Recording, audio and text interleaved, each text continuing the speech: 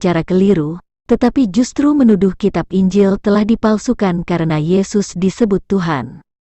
Oleh karena itu saya akan membuktikan siapa yang mengubah artinya, supaya jangan ada dusta di antara kita.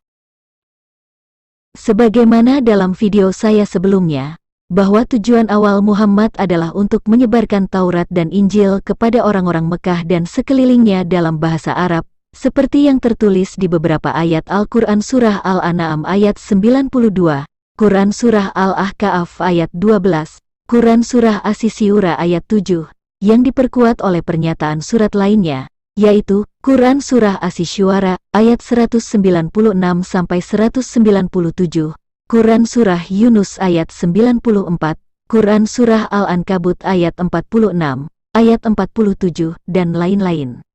Dalam pengajarannya itu masih dapat dilihat di beberapa teks asli ayat-ayat Al-Quran jika Muhammad mengakui Isa Al-Masih adalah Tuhan. Misalnya Quran Surah An-Nisa ayat 171-175 yang akan saya bahas di video ini. Penyangkalan Isa Al-Masih adalah Tuhan diduga terjadi setelah Muhammad meninggal, seiring dengan munculnya ayat-ayat yang mengubah kiblat agama Islam dari Yerusalem ke Ka'bah, tempat penyembahan berhala-berhala orang-orang Quraisy. Untuk mengetahui mengapa saya mengatakan ini, silahkan Anda tonton video saya yang berjudul Muhammad lupa di mana rumah Tuhannya.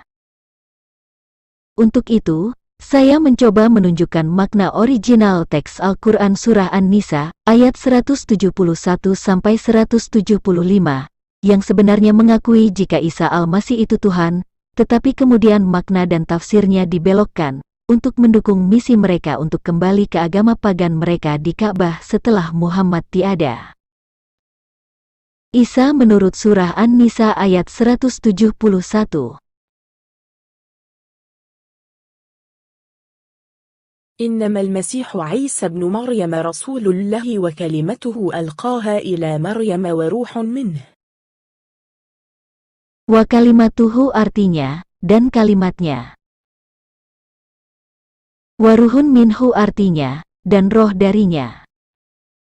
Sehingga artinya adalah, sesungguhnya Al-Masih Isa putra Maryam itu, adalah utusan Allah dan kalimatnya yang disampaikannya kepada Maryam, dan roh darinya. Ada tiga yang terlihat di ayat ini, yaitu, Allah sebagai sumber, kalimatnya dan rohnya. Tentu kalimat Allah dan roh Allah berasal dari Allah dan keduanya adalah bagian dari Allah itu sendiri. Keberadaan kalimat Allah dan roh dari Allah disebut hakikat Allah, di dalam iman Kristen disebut Bapa. Bagaimana pernyataan ayat ini tentang yang tiga tersebut? ولا تقولوا ثلاثة انتهوا خيرا لكم إنما الله إله واحد. Dan janganlah kamu mengatakan tiga, berhentilah dari ucapan itu lebih baik bagimu, sesungguhnya, Allah ilah yang Maha Esa. Tiga yang dimaksud adalah, Allah, kalimatnya, dan rohnya. Artinya, Allah, kalimatnya dan rohnya bukan tiga Tuhan tetapi satu kesatuan, yaitu Tuhan yang Maha Esa. Karena Isa Al-Masih berasal dari roh Allah dan kalimatnya, maka Allah dan Isa Al-Masih itu adalah Tuhan yang Maha Esa. Dari sini jelas jika Isa Al-Masih bukan sosok lain yang dipersekutukan dengan Allah, tetapi karena ia adalah roh Allah yang menjadi manusia dan ia adalah kalimatnya. Isa menurut Surah An-Nisa, ayat 172. Ayat ini adalah lanjutan dari ayat sebelumnya, yaitu Surat An-Nisa ayat 171. Al-Quran berkata, Al-Masih sama sekali tidak enggan menjadi hamba Allah, dan begitu pula para malaikat yang terdekat kepada Allah, dan barang siapa enggan menyembahnya dan menyombongkan diri, maka Allah akan mengumpulkan mereka semua kepadanya. Ada dua informasi penting yang terkandung di ayat ini, yaitu, Al-Masih sama sekali tidak enggan menjadi hamba Allah, dan barang siapa enggan menyembahnya dan menyombongkan diri.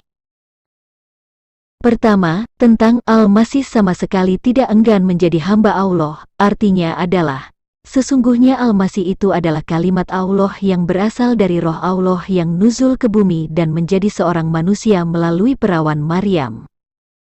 Kedua, dan barang siapa enggan menyembahnya dan menyombongkan diri, kata menyembahnya di ayat ini adalah menyembah pribadi yang diberitakan di ayat ini, yaitu Isa Al-Masih, sebab Isa adalah kalimat Allah dan roh Allah yang nuzul menjadi manusia. Tentang yang menyombongkan diri pada ayat ini akan dijelaskan di ayat 173 kalimat kedua. Isa menurut surah An-Nisa, ayat 173. Ayat ini akan menjelaskan tentang barang siapa enggan menyembahnya dan menyombongkan diri pada surat An-Nisa ayat 172. Al-Quran berkata, adapun orang-orang yang beriman dan mengerjakan kebajikan, Allah akan menyempurnakan pahala bagi mereka dan menambah sebagian dari karunia-Nya. Sedangkan orang-orang yang enggan dan menyombongkan diri, maka Allah akan mengazab mereka dengan azab yang pedih, dan mereka tidak akan mendapatkan pelindung dan penolong selain Allah. Ayat ini dengan jelas mengatakan bahwa barang siapa yang enggan menyembah Al-Masih dan menyombongkan diri, Allah akan mengazab mereka dengan azab yang pedih. Tetapi dalam terjemahan resmi Al-Quran terdapat kata tambahan, menyembah Allah. Ini hanya sebuah tafsir yang keluar dari konteks ayat sebelumnya yang berbicara tentang Isa Al-Masih. Isa menurut surah An-Nisa ayat 174. Ayat ini masih berhubungan dengan ayat sebelumnya, yang menjelaskan tentang Al-Masih. Al-Quran berkata, wahai manusia, sesungguhnya telah sampai kepadamu bukti kebenaran dari Tuhanmu, dan telah kami turunkan kepadamu cahaya yang terang benderang. Di dalam terjemahannya, disisipkan nama Muhammad dan Al-Quran, padahal surat An-Nisa ayat 153-175 adalah membahas tentang Taurat dan Injil, yaitu tentang para rasul terdahulu, ahli kitab dan Isa Al-Masih, dan di ayat 175 masih bicara tentang jalan yang lurus, yaitu Isa Al-Masih itu sendiri. Yang dimaksud dengan bukti kebenaran dari Tuhanmu adalah kalimatnya, yaitu Isa Al-Masih, dan kalimat itulah yang menjadi cahaya yang terang benderang.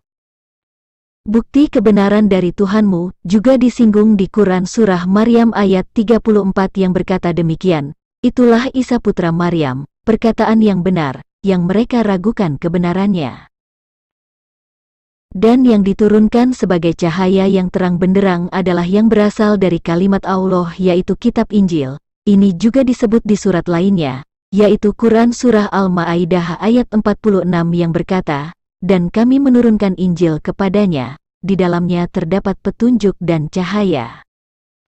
Di dalam agama Kristen, Injil itu adalah kabar baik, yang isinya adalah tentang Yesus dan perkataannya yang disebut firman Allah. Muhammad adalah manusia biasa yang memiliki dosa, bukan bukti kebenaran yang turun dari Allah. Muhammad hanyalah seorang hamba yang butuh keselamatan. Isa menurut surah An-Nisa ayat 175. Ayat ini masih berhubungan dengan ayat sebelumnya, yang menjelaskan tentang Al-Masih. Al-Quran berkata, adapun orang-orang yang beriman kepada Allah dan berpegang teguh kepadanya, maka Allah akan memasukkan mereka ke dalam rahmat dan karunia darinya, dan menunjukkan mereka jalan yang lurus kepadanya. Kata tambahan agama yang ada dalam kurung adalah sebuah tafsir dari penterjemah Muslim, yaitu hasil pemikiran mereka.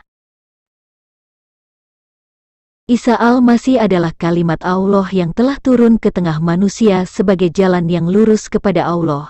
Di Quran surah Maryam ayat 36, Quran surah Ali Imran ayat 50-51, Quran surah As-Zukhruf ayat 61 dan ayat 64.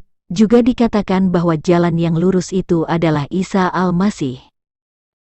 Terjemahan dan tafsir para ulama Islam terhadap ayat-ayat Al-Quran yang berbicara tentang Isa Al-Masih tidak jujur, selalu dibelokkan untuk menyembunyikan keilahiannya, lalu diarahkan kepada Muhammad untuk mengangkat derajatnya. Coba bandingkan antara penjelasan video ini dengan terjemahan asli Al-Quran dan tafsirnya, sungguh sangat jauh berbeda pemahamannya. Terjemahan Al-Quran yang mereka buat adalah hasil editan, yaitu dengan menambahkan kata-kata sesuai dengan apa yang mereka pikirkan, bukan pikiran mereka yang mengikuti teks asli Al-Quran. Salah satu contoh, terjemahan Quran Surah Al-Haqqah ayat 40, dan Quran Surah At-Tawir ayat 19 menurut original teksnya adalah, sesungguhnya Al-Quran itu adalah benar-benar perkataan Rasul yang mulia. Tetapi terjemahannya berubah menjadi, sesungguhnya ia atau Al-Quran itu benar-benar wahyu yang diturunkan kepada Rasul yang mulia.